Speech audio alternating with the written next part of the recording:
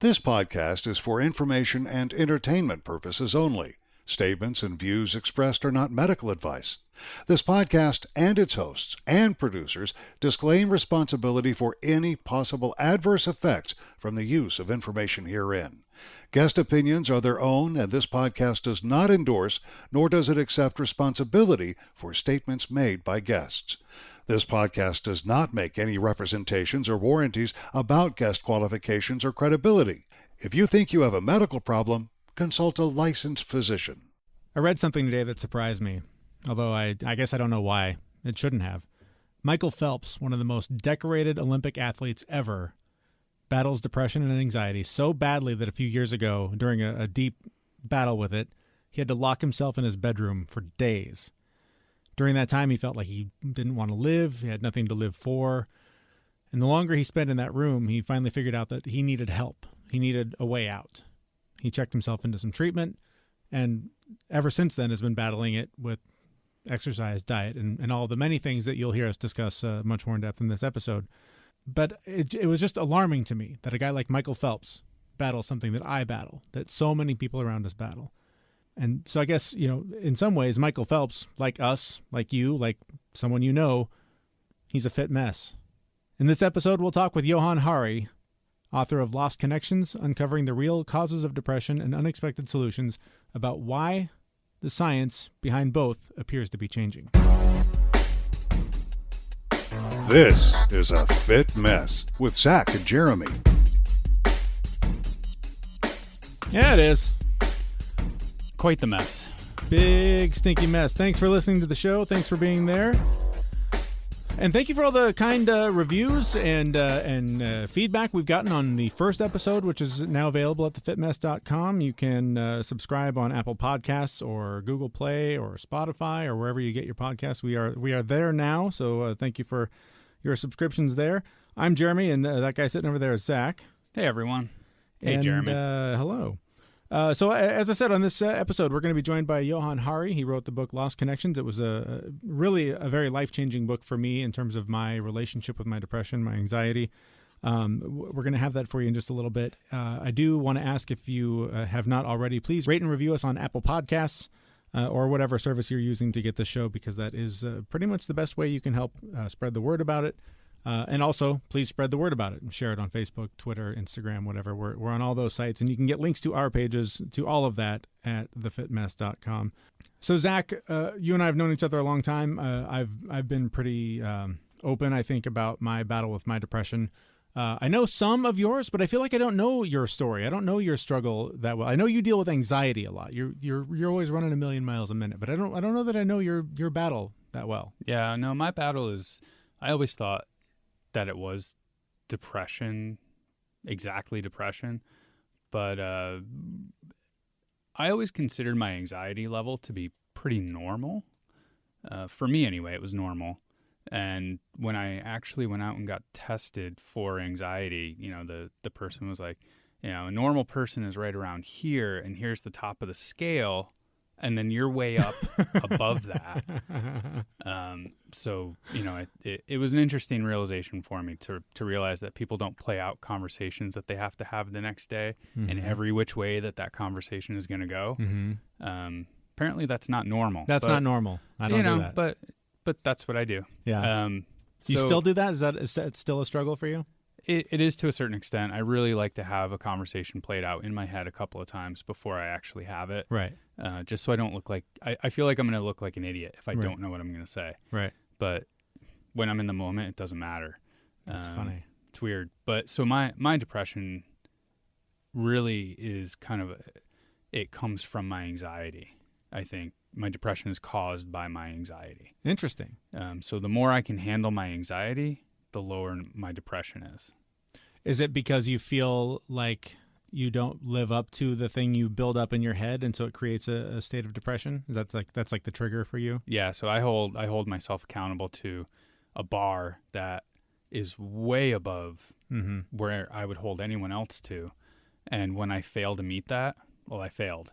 Mm-hmm. And then I feel like crap because of it. It's funny. I've been wanting to write something about this, and apparently this is a term that already exists for something else. But in my mind, I've always called it the Superman complex. Mm-hmm. Like whatever it is, I don't deal with the same level of anxiety, but I deal with the same level of high expectation of myself, especially when it comes to the way I am a father or am a husband, and the amount that I give of myself to them above all else. It's the Superman thing. Where like I have this, I'm not allowed to fail in those regards, and even the smallest failure is a massive trigger and can send me into 4 days of just locked in the bedroom feeling like I shouldn't be alive because I couldn't do the one thing. you know? Yeah. And it's the one thing. And I run into that a lot too. It's for the 10 successes I have during a day, one failure, Way heavier. it destroys me. Yeah. I mean, it can really just ruin the rest of my day. Yeah. And it can be something pretty simple too. It doesn't. Oh, it can be so inconsequential. Just some minor thing that nobody else would ever even realize was a thing to begin with. And it just, I don't know if you do the same thing, but in my head, that trigger opens a door and a pathway that takes me down all these just past failures back to being like 4 years old. Uh-huh. And it just reopens all of those wounds. And I'm just like, see? And it validates that darkness and that feeling of I'm not worthy of love, attention, kindness of others, whatever. Yeah. And it's so easy to go that route. Oh, yeah. It's the path of least resistance. Like, if you've had problems with anxiety and depression your entire life, you have these neural pathways that go that direction. And you just need one little trigger. Boom. And there it goes.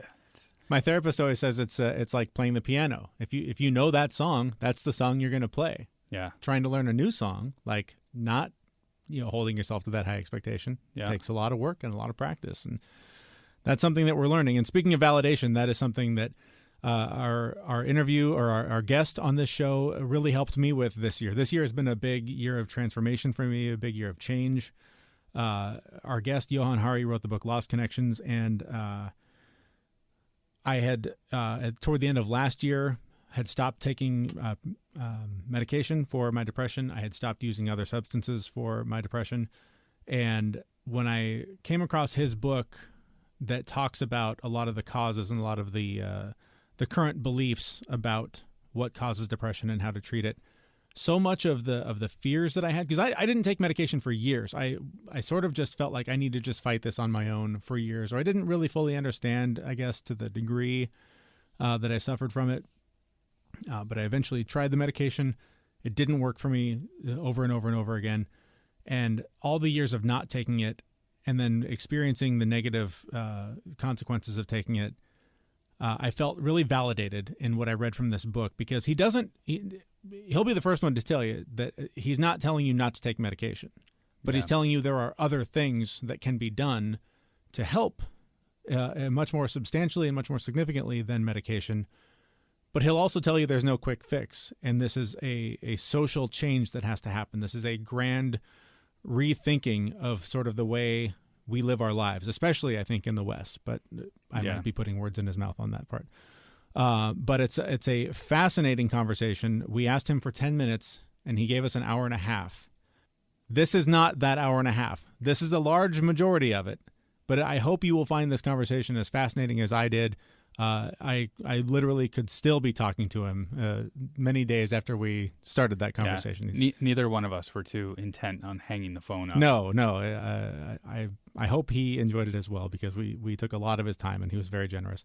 But we did begin just by talking with him about sort of what drove him to do this research and to write this book. Yeah, well, this was kind of personal for me. When I was a teenager, I went to my doctor, and I remember saying that I had this feeling like pain was kind of leaking out of me, and I couldn't control it or regulate it. I didn't really understand why it was happening, and I felt quite ashamed of it. And I remember my doctor told me a story that was kind of this was the late 90s. This was being told all over the world, this story. And I now realize it was really, really oversimplified. But my doctor said, well, we know why people feel this way. There's a chemical called serotonin in people's brains. Some people are naturally lacking it. You're clearly one of them. They have a kind of chemical imbalance in their brains. All we need to do is give you these drugs. You're going to be fine. So I started taking an antidepressant that's marketed in the US. It's called Paxil. And I did feel a lot better for a few months. And then this feeling of pain started to bleed back through. So I went back to the doctor. He said, clearly I didn't give you a high enough dose. He gave me a higher dose. Again, I felt better. Again, feeling of pain started coming back. And so I was really in this cycle until For 13 years, I was taking the maximum possible dose, at the end of which I still felt like shit. And so I remember at the end of that, when I started working on this book, Lost Connections, I remember just thinking, at some level, I'd always had some doubts about this story I'd been told, not least because, look, I'm nearly 40, and almost every year I've been alive, depression and anxiety have increased across the Western world.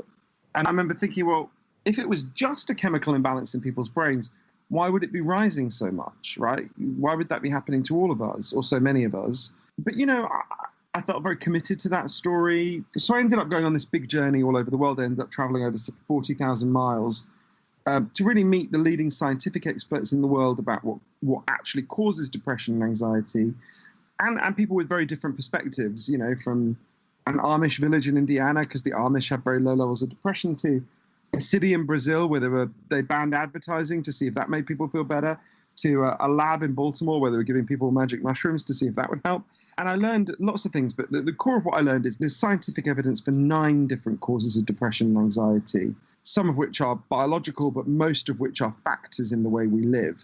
And once you understand these 9 different causes, you can begin to see a whole set of different solutions that begin to open up that should be offered alongside, not instead of, chemical antidepressants. Open up a whole different way of thinking about this that's really helped me, and I think it's helped lots of other people. I know it did for me. I resisted medication for many, many years, and it wasn't until I became a father 7 years ago that I really decided, I need to take this on and be more present for my kids and not let this hold me back from being the best parent I can be. And that's when I started exploring medication, and I tried 3 different kinds. I did Celexa, Wellbutrin, Lexapro, and all of them had negative side effects, and all of them I could almost visualize the limitations that it put on my emotions, and that led me to drinking more, to using more marijuana, because I found that the more numb I got, that it made everything a little more manageable. But anything that would knock me out of that numbness would just enrage me. And finally, I just thought, this can't be right. This goes against everything I've always believed, that I need to find better ways to cope and not so much lean on medication. And when I read in your book how little medication seems to benefit most people, it was just such an eye-opener. Yeah, I find what you just said really moving. And I think we need to have a more complex, nuanced, and honest conversation about chemical antidepressants that acknowledges their real benefits for some people. For me, the 2 most startling facts, there's many. You alluded to the fact that, they have terrible side effects for some people. 70% of men, it affects their sexual functioning, for example. Many people I experienced a huge weight gain. At the same time, there were real benefits for me initially. And I was interested to look at this. And there's 2 facts that are really worth thinking about. Well, there are many facts worth thinking about. Let's look at 2. So one is depression is generally often measured by something called the Hamilton scale. I've always felt really sorry for whoever Hamilton was, that we remember him by how miserable we all are. Anyway, the Hamilton scale goes from 0, where you would be dancing around in ecstasy, maybe on ecstasy, to 51, where you would be acutely suicidal. And to give the listeners a sense of what movement on the Hamilton scale looks like, if you improve your sleep patterns, you'll generally gain about 6 points on the Hamilton scale. And if your sleep patterns deteriorate, like when you have a baby, you generally lose 6 points the other way. On average, over time, according to the best research by the leading expert at Harvard Medical School, chemical antidepressants will move you 1.8 points on the Hamilton scale, which is a little bit less than a third of improving your sleep patterns. It's important to say a few things. That's an average, so some people will get more. I initially got much more than that, and of course over time got less. Also worth saying, 1.8 points ain't nothing, right? 1.8 points is something. You can see how, for an acutely suicidal person, that might be the thing that gets them off the bridge. It's a great thing. But you can also see, for most people, that's not going to solve their problem, right? It may give them some relief. Some people, in fact, do get some relief. Some people have the experience you had that you described very movingly, where if far from relief, it's actually a worse sensation. The other piece of research I think is really worth looking at is something called the STAR-D trial, which is the best long-term research we have into chemical antidepressants. And it's worth stressing, most of the time when you see headlines, new proof that chemical antidepressants work, there was a big British medical study earlier this year that was reported that way, which was a good study. what they're looking at is the first 8 weeks, right? Almost all the research you look at looks at 4 weeks, or that is reported looks at 4 weeks or 8 weeks. But the vast majority of people around you who are taking chemical antidepressants have been taking them far longer than 4 to 8 weeks. So what's the research about that? And the best research, there's shockingly little research done into that, but the best research we have is something called the STAR-D trial, which I recommend people look up. And what it finds is the vast majority of people taking chemical antidepressants become depressed again. Now, that isn't to say they're not getting some benefit from them, but it's not solving their problem. And I think this is just a kind of, it feels to me almost banal. It's surprising to me that this is so controversial. You know, chemical antidepressants help some people, other people they have a bad effect on, but they're not solving the problem. And that's partly because they're based on the wrong theory of depression, right? Actually, there's overwhelming evidence depression is not caused by a spontaneous chemical imbalance in your brain. Certainly for the vast majority of people experiencing depression and anxiety.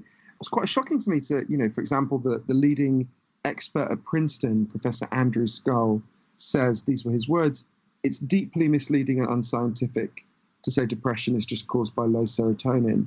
One of the leading experts in Europe, who's a more controversial figure than Professor Scull, but I think has some good points to make, a guy called Professor David Healy here in Britain, said to me, you can't even say the claim that depression is caused by low serotonin has been discredited because it was never credited. There was never a time when a majority of people in the field would have told you that depression was caused by low serotonin. How did we get here then? If that was never proven, how did that become the prevailing theory about how people got depressed? Well, that was the story that the pharmaceutical companies figured out would best market these new drugs. I mean, it really was as kind of bald as that, because as Dr. Healy and others have shown, that was never the view of most scientists. There were some scientists who believed that, but they were never a majority of scientists in the field. And there was effectively a decision to choose a kind of, you know, marketing strategy. And it's interesting because there was, which is not to say that there are not real biological factors that contribute to depression, because there are. For example, your genes make you somewhat more vulnerable to this problem. There are real brain changes that happen when you become depressed that can make it somewhat harder to get out. But it's just, there's someone I spoke to who really helped me to think a bit differently about this. It was a kind of bridging moment in what I learned on this long journey I went on for Lost Connections, which was I went to interview this South African psychiatrist called Dr. Derek Summerfield. Derek happened to be in Cambodia in 2001 when they first introduced chemical antidepressants in that country for the people there. And the local doctors, the Cambodian doctors, had never heard of these drugs. So they said to him, what are they? And he explained. And they said to him, oh, we don't need those drugs. We've already got antidepressants. And he said, what do you mean? He thought they were going to talk about some kind of herbal remedy like St. John's wort or something. Instead, they told him a story. There was a farmer in their community who worked in the rice fields. And one day he stood on a landmine left over by the American invasion of Southeast Asia, and he got his leg blown off. So they gave him an artificial limb and he went back to work in the fields. But apparently it's very painful to work underwater when you've got an artificial limb. I'm guessing it was pretty traumatic for obvious reasons. The guy started to cry all day, didn't want to get out of bed. It was classic depression. The doctors said to Derek, well, that's when we gave him an antidepressant. And Derek said, what was it? They explained that they went and sat with him. They listened to him. They realized that his pain made sense, that it was a response to things that had happened to him. They figured if they bought him a cow, he could become a dairy farmer. He wouldn't be in this position that was upsetting him so much. So they bought him a cow. Within a couple of weeks, his crying stopped. Within a month, his depression was gone. They said to Derek, so that cow, that was an antidepressant. That's what you mean, right? Now, if you've been raised to think about depression the way we have, that sounds like a joke, right? I went to my doctor for an antidepressant. He gave me a cow. But what those Cambodian doctors knew intuitively was what the leading medical body in the world Health Organization, has been trying to tell us for years. If you're depressed, if you're anxious, you're not crazy, you're not a machine with broken parts, you're a human being with unmet needs. And what you need is love and support. And so one of the things I'm trying to, I started asking, and I obviously was a large part of the journey for my book Lost Connections was, well, what's the cow for the things that are making us feel so bad? How do we solve that? And that's, I guess that's the thing. And that's something that Zach and I talk a lot about on this show is really the struggle. The reason I think that medication is so dominant as a treatment is that it's easy. You take a pill, and that's supposed to make your problems go away. And maybe at worst, being told that this is out of your control and that your brain is broken sort of lets you off the hook from trying. Like, oh, I'm just broken. This is just how I am. There's nothing I can do about it.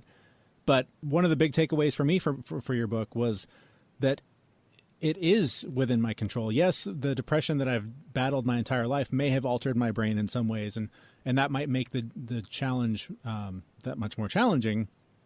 But it is a struggle. It's something you have to fight through. You have to find that love and support. You have to find that fulfillment in life. And that's not something the doctor can just write a prescription for and send you out the door and say, there you go. Yeah, I would say a few things about that. One is people aren't wrong to want urgent relief, right? As the three of us know, depression is a horrific sensation, and people naturally and rightly want urgent relief. My issue isn't with so much the drug, although there's, of course, some people who have terrible side effects, and there's, with all the caveats that we've talked about. My issue is with the story that is often told alongside the drugs. If you give people an inaccurate map of the territory, they can't find their way through it. And my worry is, if you tell people that this is just a biological problem, when there's overwhelming scientific evidence that's not the case. Of course, there is a biological component. There's overwhelming evidence there are psychological and social components that are extremely significant in depression and anxiety. If you tell people this inaccurate story, what it did to me is it cuts you off from finding the solutions in your life. And the only thing I would say, I wouldn't say disagree with in what you said, but I think I would put slightly differently, is, I don't think this is how you're putting it or meaning it, but I think too often in American culture there's a polarity where something is either a biological problem or it's the job of the individual to solve it. And I think neither of those ways of thinking they both have some truth in them, but they're both one aspect of the picture. To me, the much more important way is to think about how we can solve it, not how you can solve it. So think about that farmer with the cow, right? Now, his problem was not a biological problem, nor could he, as an isolated individual, solve his problem. What he needed was communal support and help, and actually a very practical intervention, which was a group of people buying him a cow. So it wasn't like he alone couldn't solve it, right? So I don't think saying to him, your job now is to solve this problem, would have been helpful to him. What he needed was a collective shared intervention, which is quite different from either the biological way or the individual way of talking about this.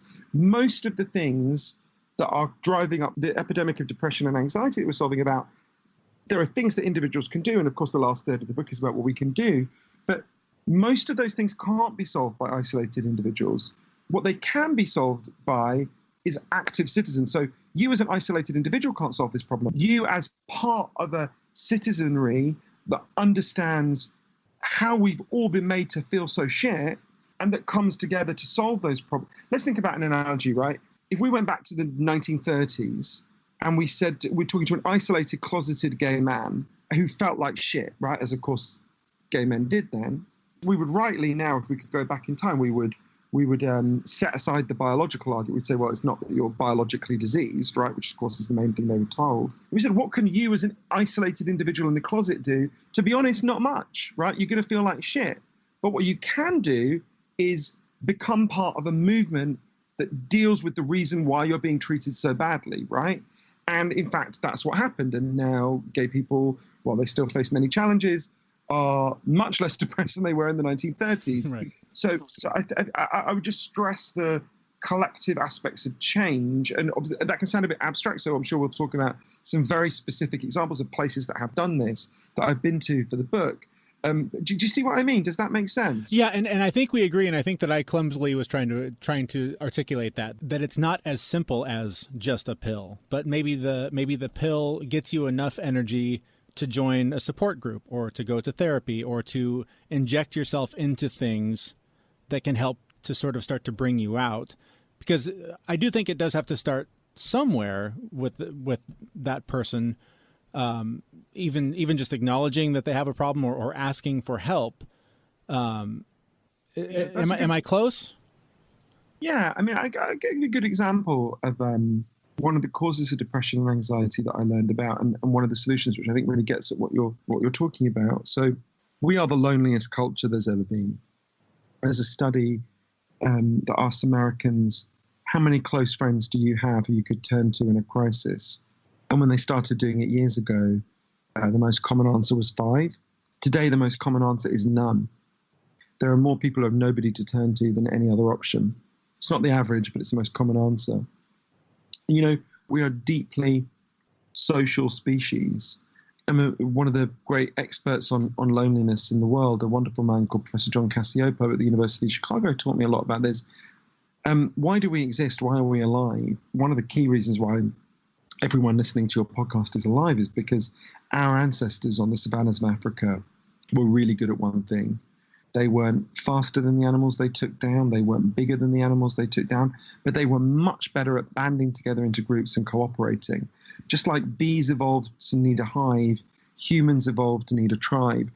And if you were separated from the tribe in those circumstances, you were depressed and anxious for a really good reason, right? You were about to fucking die, right? You were in Right. terrible danger. So every instinct we have as human beings is to be profoundly upset and anxious if we're separated from our tribes. And we are the first human society ever to disband our tribes. And as a result, this is one of the key factors why we feel terrible. So I was trying to think about, well, what's the answer to that, right? What's the cow for that, right? And I spent a lot of time with an extraordinary, one of the heroes really of Lost Connections. There's a doctor in East London, a poor part of East London where I actually lived for a long time, called Sam Everington. And Sam was really uncomfortable. He's a general practitioner. He had loads of patients coming to him with terrible depression and anxiety. Like me, he thinks there's some role for the drugs, but he could also see they just weren't solving the problem for most people. One day he decided to pioneer this different approach. A woman came to see him called Lisa Cunningham, who I got to know quite well. She'd been shut away in her home for 7 years with just crippling depression and anxiety. And one day Sam said to Lisa, don't worry, I'm going to carry on giving you these drugs. I'm also going to prescribe something else. There was an area behind the doctor's surgery that was known as Dog Shit Alley, which gives you a sense of what it was like. It was just kind of scrubland. And Sam said to Lisa, what I want you to do is come and turn out a couple of times a week. I'm going to turn out and support you. We're going to meet with a group of other depressed and anxious people, and we're going to turn Dog Shit Alley into something nice, right? First time the group met, they were literally physically sick with anxiety. Lisa was literally physically sick with anxiety. But they started to talk. They decided they were going to learn gardening. These were inner city East London people who didn't know anything about gardening. They started to get their fingers in the soil. As the weeks passed, they started to learn the rhythms of the seasons. There's a lot of evidence that exposure to the natural world is a really, really powerful antidepressant. But they also started to do something else. They started to form a group. They started to form a tribe. They started to notice when the other people weren't there. They started to solve each other's problems. The way Lisa put it to me, as the garden began to bloom, we began to bloom. And there's a study in Norway of a very similar program that found it was more than twice as effective as chemical antidepressants. I think for a kind of obvious reason, right? It was dealing with some of the reasons why they felt so terrible in the first place. And this is something I saw all over the world. The most effective strategies for dealing with depression and anxiety are the ones that deal with the reasons why we feel so terrible in the first place. I'd like to switch gears from what's causing it to what we can do about it. I went to my doctor probably 8 years ago and said, I'm just tired all the time. I want you to check me out and see if there's anything wrong with me as to why I'm so tired all the time. And she prescribed antidepressants. So they've been being handed out like candy, in my opinion, without actually going down and looking at the root of the problem. I found out years later that, I just had really high anxiety and a bunch of other things that I really needed to just deal with. And it made my life better. The antidepressants didn't do it. If somebody is suffering, if somebody is on antidepressants, they're cut off from society in a meaningful way. How can we start to address that at a large scale? What can a person do? What small changes can they start to make to turn that around? And I always wanted an overnight fix for my depression. I wanted a quick hack that I could employ and not change my life at all. But the whole point of this show is to let people know that you can get better. It's going to require work and some struggle, But what can people do to turn that around and start to feel better?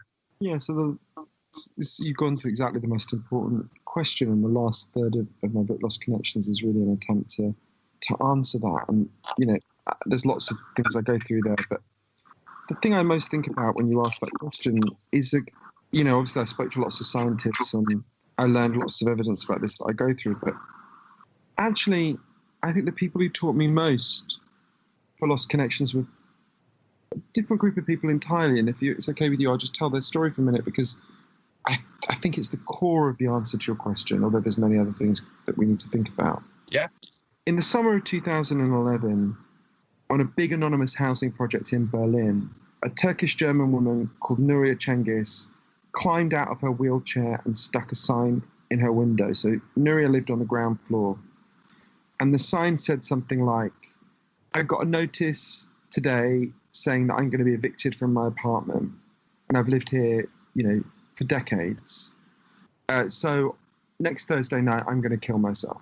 Now, this is a big anonymous housing project in one of the poorest parts of Berlin. It's a place called Kotti.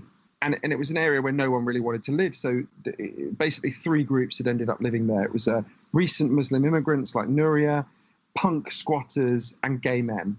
As you can imagine, these groups would look at each other with a lot of incomprehension, and no one knew each other. No one knew Nuria. But they saw this sign in her window, and people started to knock on her door, and they said, "Are you okay? Do you need some help?" And she said, "Fuck off, I don't want any help. I'm going to kill myself." And people started outside her apartment, people started just standing there and saying, "Well, what can we do to help this woman?" And one day, one of the people who lived in Kotti had an idea. There's a big thoroughfare that goes into the center of Berlin that runs just past Kotti. And they had this idea, which was, if we just blocked the road for a day and we wheeled Nuria out, maybe the media will come and they'll cover it. There might be a bit of a fuss because everyone was pissed off that their rents were going up. Lots of people were being evicted. And maybe there'll be a fuss. They'll probably let her stay. So they decided to do it. So it came to Saturday. They went and blocked the road. People stood there. They wheeled Nuria out. She was like, "Well, I'm going to kill myself anyway. I may as well let them." And they sat there in the middle of the road and they blocked the traffic. And the media did come. And it was a little news story in Berlin that day. And Nuria was kind of bemused, but she got interviewed for the television. And then it got to the end of the day and the police said, "Okay, you've had your fun. Take it down." But the people who lived in Kotti said, "Well, hang on, you haven't told Nuria she gets to stay. And actually, we want a rent freeze for our entire block, our whole housing project. So when you give us those guarantees, then we'll take this down." But of course, they knew the minute they left this, they walked out of the road, they put a little barricade up, but they knew the minute they left, the police would just tear it down and that would be it. So what happened is one of the people who lived there, one of my favorite people there, a woman called Tanya Gartner, who's one of the punk squatters. Tanya wears like tiny little miniskirts even in Berlin winter. She's pretty hardcore. Tanya explained that in her apartment she had a klaxon, those things from soccer matches that make a loud noise.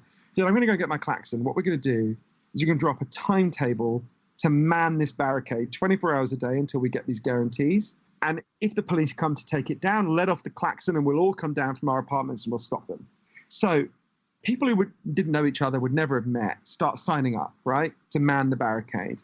And these were people who, were from very, very different backgrounds. So Nuria, the woman who put the sign in her window, in her full headscarf, Islamic headscarf, was paired with Tanya, who's in a tiny miniskirt. They got, if I remember right, they got the Thursday night shifts, and they're sitting there these Thursday nights in Kotti through the night, and they're like, "We've got nothing to talk about. We've got nothing in common." Right? It's super awkward.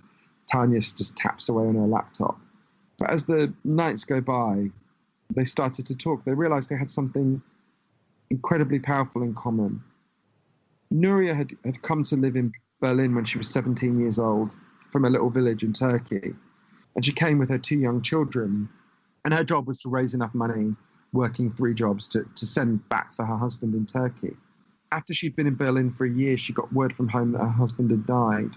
Sitting there in 3 o'clock in the morning in Kotti, she told Tanya something she'd never told anyone. She'd always told people that her husband had died of a heart attack. In fact, her husband had died of tuberculosis, which was regarded as a real disease of poverty. It was regarded as shameful. That's when Tanya told Nuria something she'd never told anyone. Tanya had grown up in a middle-class family in Berlin, and when she was 15, she got thrown out by her family. She'd come to live in Cottey in one of the punk squats there. And not long after she got pregnant, they realized they'd both been these young mothers, very young mothers, children themselves, with children, that they'd actually been very similar. These kind of pairings were happening all over Cottey, these very unlikely pairings. There was a young lad called Mehmet who kept being nearly thrown out of school because they said he had ADHD. He got paired with this grumpy old or white German guy who said that he didn't believe in direct action and loved Stalin, but in this rare case he'd make an exception. And they would sit there doing the shifts, and this grumpy old white guy actually started helping Mehmet with his homework. Directly opposite Cottey, this housing project, there's a gay club called Zuidblok that had opened about 4 years before. And when this club had been opened, as you can imagine, there's a lot of recent Muslim immigrants. They'd been kind of outraged. Someone had actually smashed their windows. This gay club started to give their furniture to the barricade, and they started to say, you guys could come and have all your meetings in our club. We'll give you free drinks. And at first, even the kind of left-wing people at Cottey were like, look, we're not going to get these very religious Muslims to come and have meetings in a gay club underneath, these very explicit gay posters. But actually, that they did start having their meetings there. And the local Muslims did start coming. As one of the Muslim women there said to me, we all realized we had to take these steps to understand each other. And after this protest had been going on for about a year, one day a guy turned up called Tunkai, who was in his early 50s. And Tunkai is, when you meet him, it's clear that he has some kind of cognitive difficulties. He'd been living homeless, and he started asking if he could help out. And everyone immediately liked him. He's got an amazing, wonderful energy about him. He really united everyone at Cottey. And after a little while, they'd actually built a kind of permanent structure in the middle of the street. And they started saying they said to Tunkai, well, we don't want you to be sleeping on the streets. You should come and live in this structure we've built. So he started living there. And after he'd been at Cottey for about 9 months, one day the police came to inspect. They would do this every now and then. Tunkai doesn't like it when people argue, so he went to try to hug one of the police officers, but they thought he was attacking them, so they arrested him. That was when it was discovered. Tunkai had been shut away in a psychiatric hospital for 20 years, often in a padded cell. He'd escaped one day, he'd lived on the streets for a few months, and he'd made his way to Cottey. So the police took him back to this psychiatric hospital right at the other side of Berlin, at which point the entire Cottey movement turned into a kind of free Tunkai movement. They descended on this psychiatric hospital.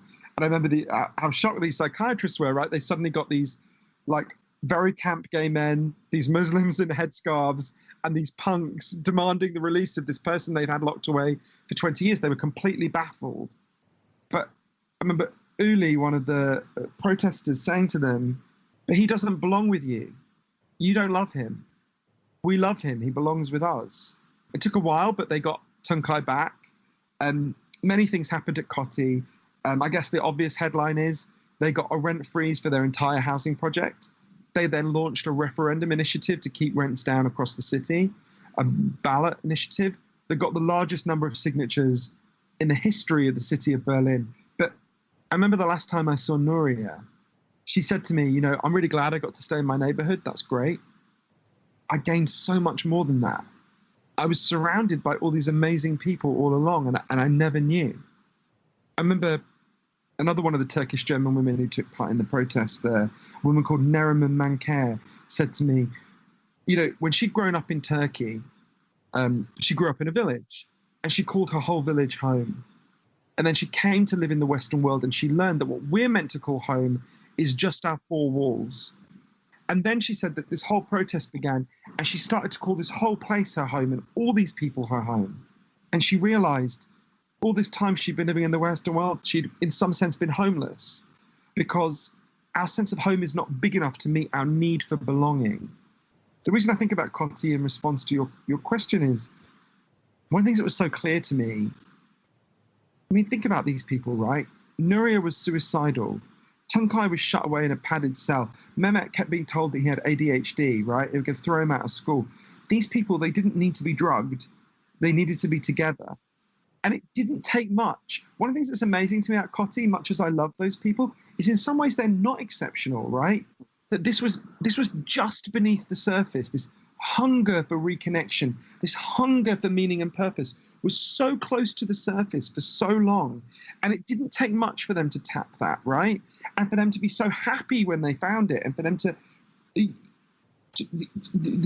this is, if people are listening to this and they're depressed and anxious, you are surrounded by people who have the same longings for reconnection that you are. And it doesn't take much for someone to be the first person to say, we can reconnect with a sense of purpose and meaning. We can do things together. If all those people are carried away, just being shut away in that. I remember Tanya, one of the protesters, saying to me, you know, when you're in your home and you're all alone and you feel like shit, you think there's something wrong with you. But what we did here is we came out of our corner crying and we started to fight. And we realized how strong we were. And to me, now clearly that will have many different applications in many different places. And the exact model in Coty is not right for everyone. But to me, that is the heart of solving this problem, is to come out of your corner crying and start to fight. And to some degree, the struggle is the solution, right? The act of coming together and saying it's not some fuck up in you, it's not a problem in your brain tissue, that actually it's a problem afflicting so many of us. 1 in 4 middle-aged women in the United States is taking chemical antidepressants at any given time. 1 in 4, right? This is a really deep, and there's a lot more people who feel terrible who are not drugging themselves. This is a really deep crisis. And there's a real hunger for this reconnection. So obviously I go through lots of more detailed things that we can do in Lost Connections. But to me, the heart of it is, for many people, and there's other causes of depression and anxiety like childhood trauma, for which there are different solutions. But do you see what I mean? Yeah, and I think that's the point I was trying to clumsily make earlier, is that you just have to start somewhere, but it just takes starting, whether it's knocking on your neighbor's door or finding a therapist or something. But I mean, is that kind of, I guess the advice is just start small, start somewhere, just trying to find a way to reconnect, and from there sort of get involved in a bigger movement of something that drives you, I guess. Yeah, I think that's a big part of it. I mean, there are other things going on, and I also think we shouldn't put the onus for solving depression on already depressed and anxious people, right?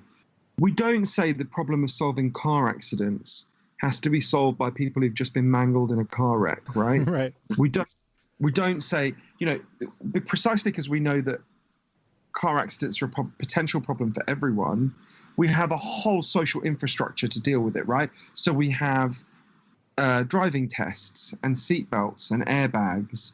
We arrest drunk drivers. We have speed limits. We have a huge range of responses. And we have, if people do get mangled in a car crash, we have emergency rooms, and we have physios and rehab and all of these things, right? But we don't say the job of enforcing that lies with someone who's just been in a car crash.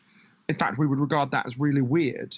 Right. You know, we wouldn't say, you know, yeah. To go back to the analogy of the guy that got the cow and this group of people that sort of came together in those stories, someone goes to the afflicted person and offers them help. But I think a lot of times depression is hidden behind a mask, or is hidden behind someone, you know, sort of staying in, not going out, not putting themselves out there. So I think there are many cases where people are not aware that someone needs that help. They need the cow.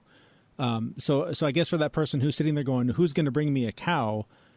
If nobody knows you need the cow, how does that person take a step toward letting their neighbors, whoever, how do they get themselves in a place to get the help they need?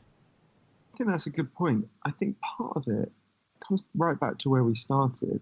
If what we're doing is we're telling a story about depression and anxiety, that they're just biological problems, right? That they're just problems inside people's brains, I think that's actually quite disabling. It can give people some initial relief, but I think it's ultimately quite disabling. If you think about the 9 causes of depression and anxiety that I write about in Lost Connections, right? Every person who's being made depressed and anxious by these things, there's even more people who are being made unhappy, whose lives are being diminished by these things. So, for example, one of the causes of depression and anxiety that I present the scientific evidence for is if you go to work tomorrow and you are controlled, so you have low or no choices about your work, you're much more likely to become depressed and anxious, right? and actually giving people back control over their work in ways that I talk about massively reduces depression and anxiety.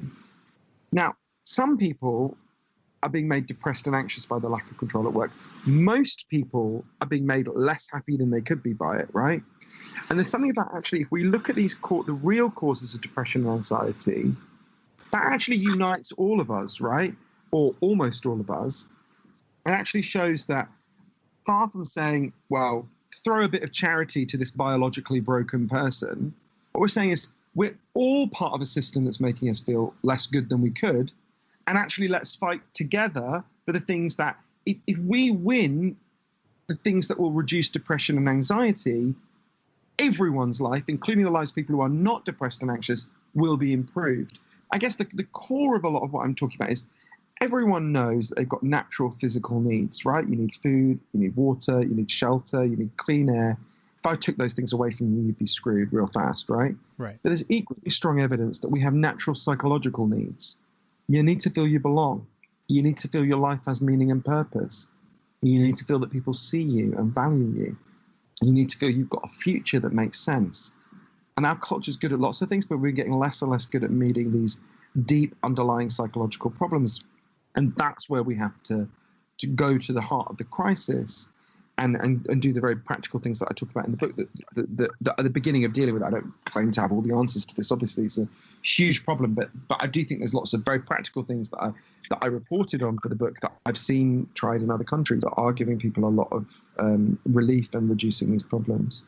I've spent a lot of years, going through that struggle myself and figuring out, what's wrong with me. And I've put it together in the last few years that there's nothing wrong with me. It's just changes I needed to make in my life.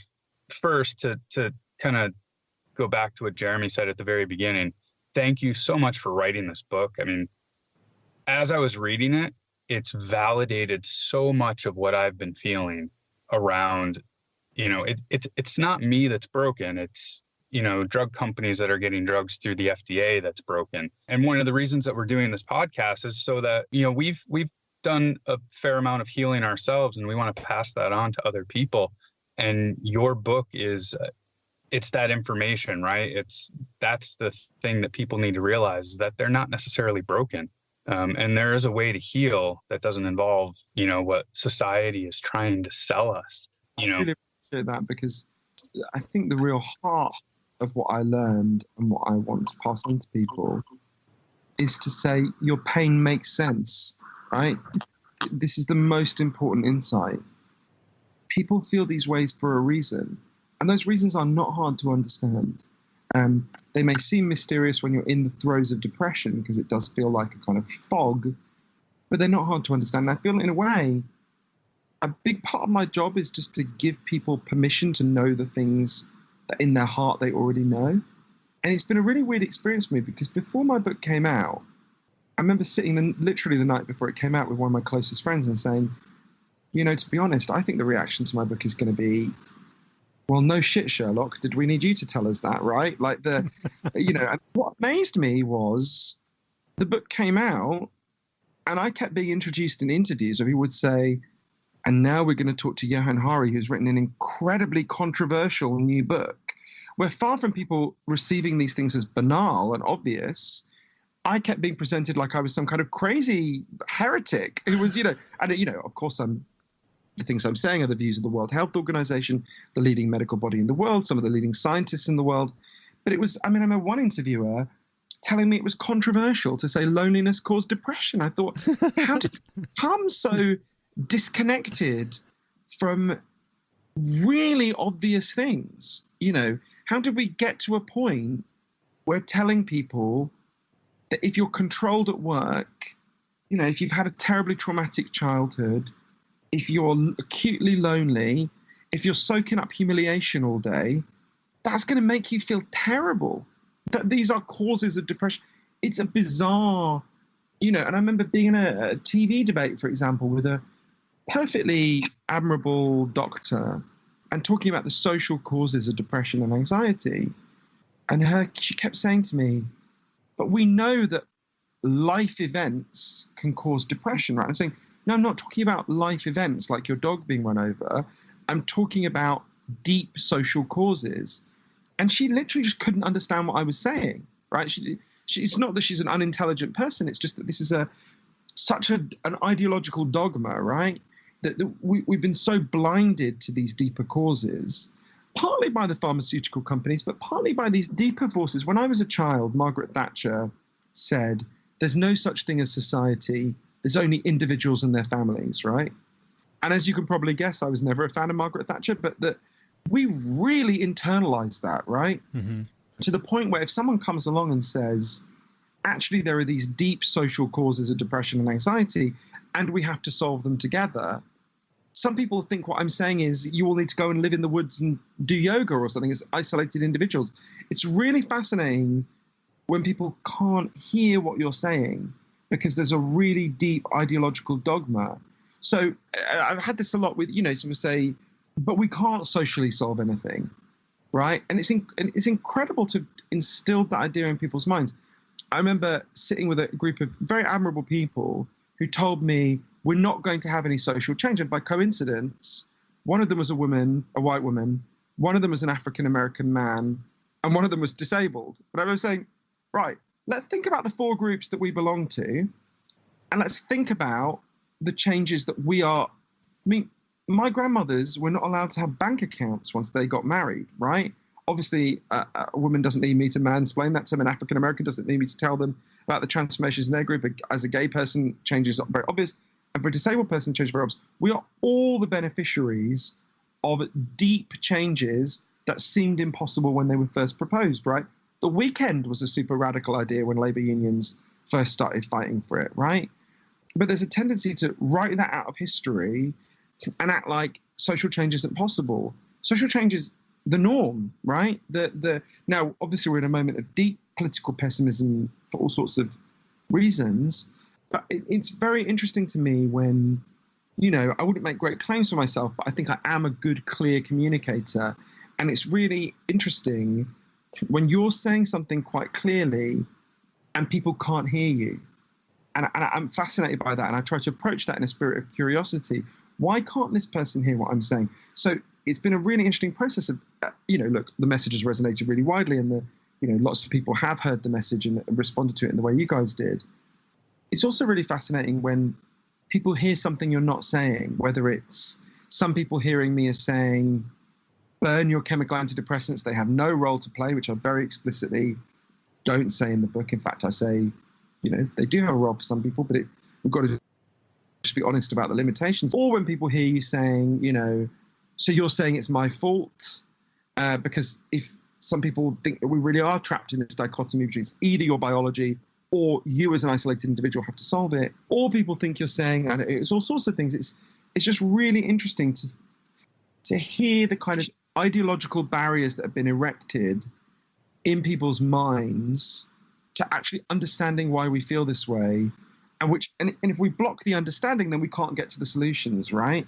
So to me, that's been a really fascinating and complicated process. And I've been very moved by how widely the message has resonated and really interested by the barriers to the message resonating.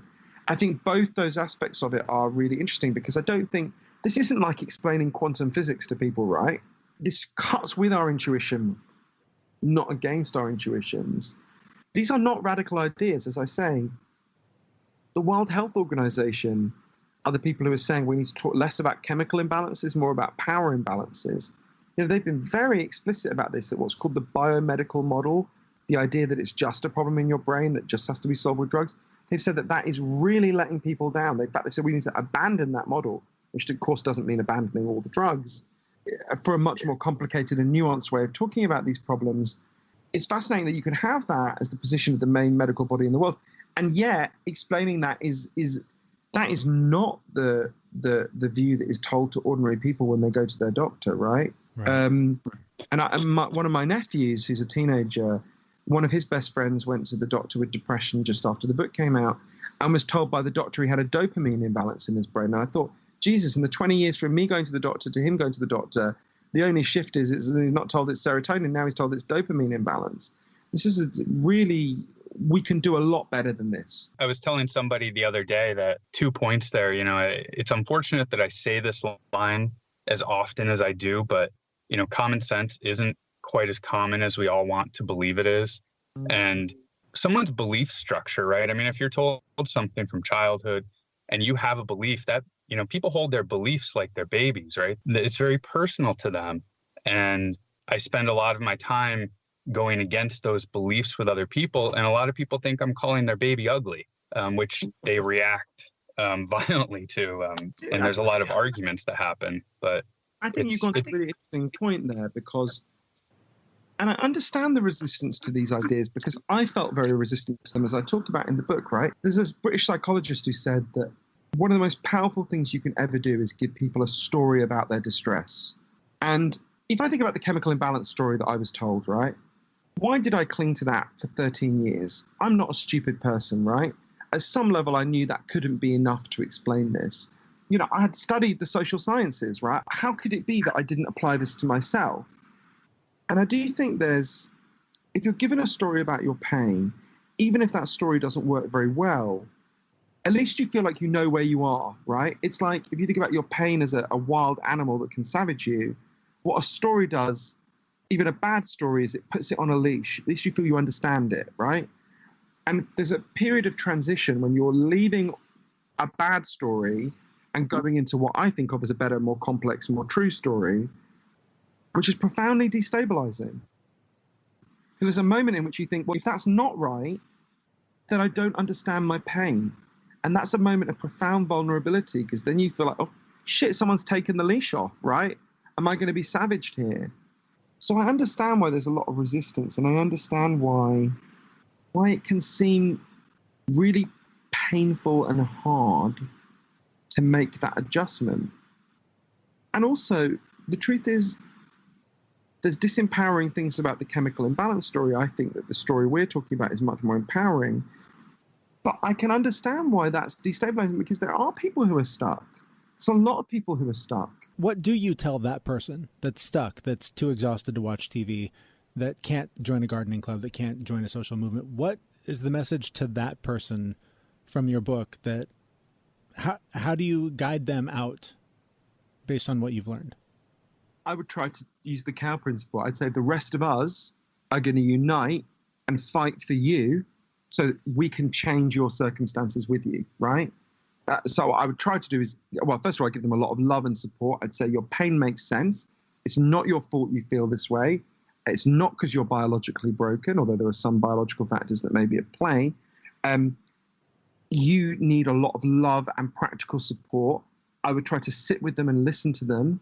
I would try to figure out what help they needed in their life, and I would try to give them that help, and I would try to fight with many other people for deeper social changes that would actually help them change their lives. What would I say to that person? The truth is, I just tried to give them love and compassion, and I would try to deal with the circumstances that meant that they were in such a terrible situation, so they didn't need me to sit there holding their hand, but while they did, I would try to do that, and I would try to give love and compassion. We've got to be honest, right? Telling someone who's been treated really badly by our culture and deprived of their psychological needs being met, telling them, you alone as an isolated individual can fix this, is cruel. Now, as part of a social movement, as part of a wave of people, you can make extraordinary changes. Some of those people at Cottee were really disempowered and trapped, and they did make an amazing change. But I think the kind of individualized personal advice, I think is directing you to personal changes you as an isolated individual should make. That's part of the problem, right? That's always told to think in that way. You're an isolated individual. The problem is with you. You've got to fix yourself. That just makes people feel even worse. And it's not true. The problem isn't in you. Right. Krishnamurti, the Indian philosopher, said, it's no sign of good health to be well-adjusted to a sick society, right? The problem isn't with you, right? The problem is with us, with the way the culture that's been built, and we can fix that together. We can't fix it if we're broken up into isolated individuals who are constantly told that there's something wrong, either with us as moral individuals or in our brains. That's not going to solve the problem, right? That's what got us here. No, absolutely.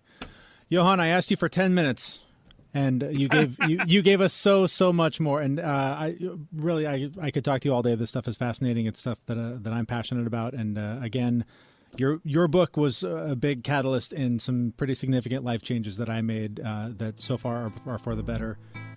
Thank you so much for the work that you're doing. Thank you for this book, and thank you for being extremely generous with your time. I'm really moved by that. Thank you both for engaging with the book so much.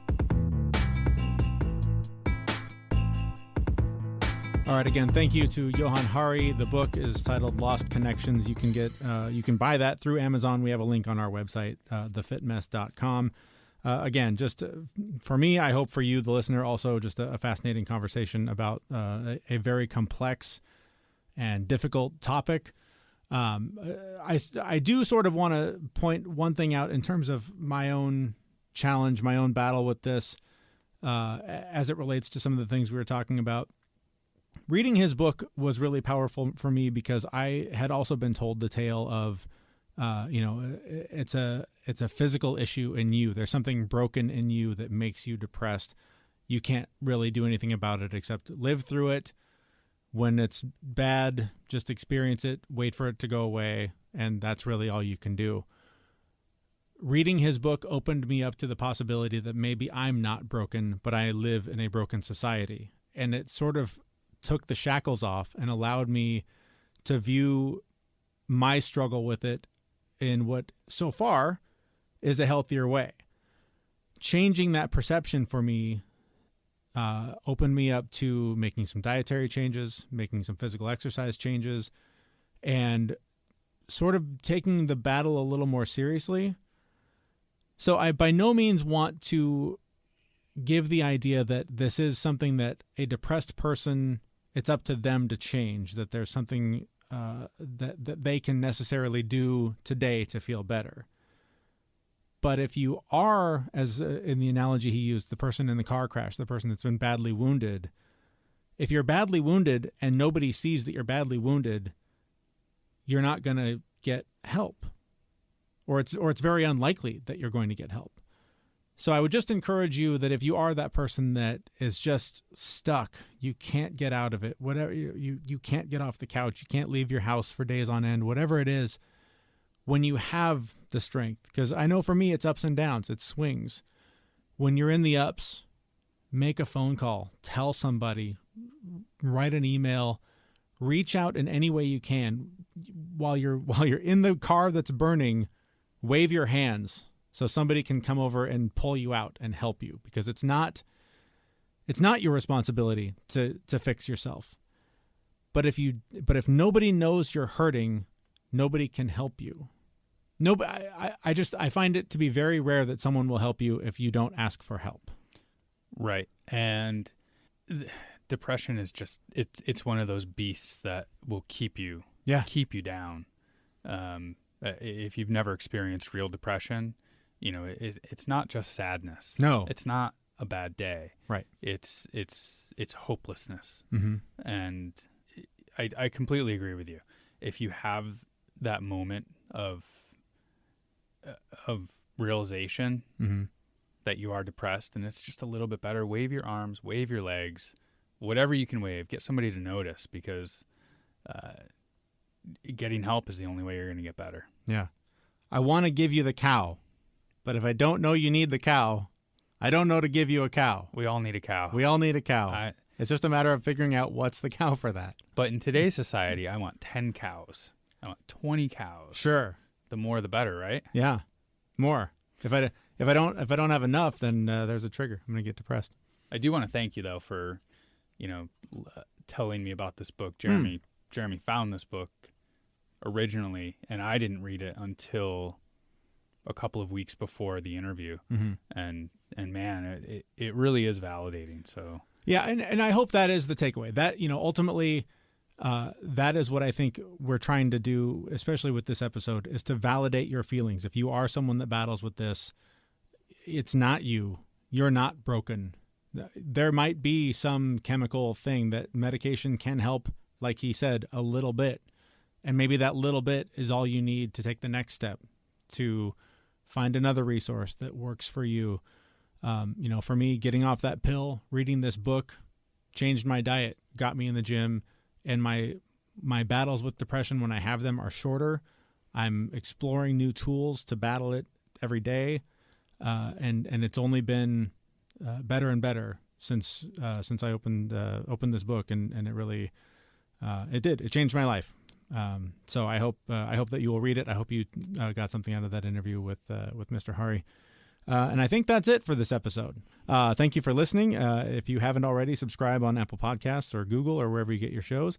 Follow us on Instagram, Facebook, and Twitter. All of the links to everything are on our website, thefitmess.com.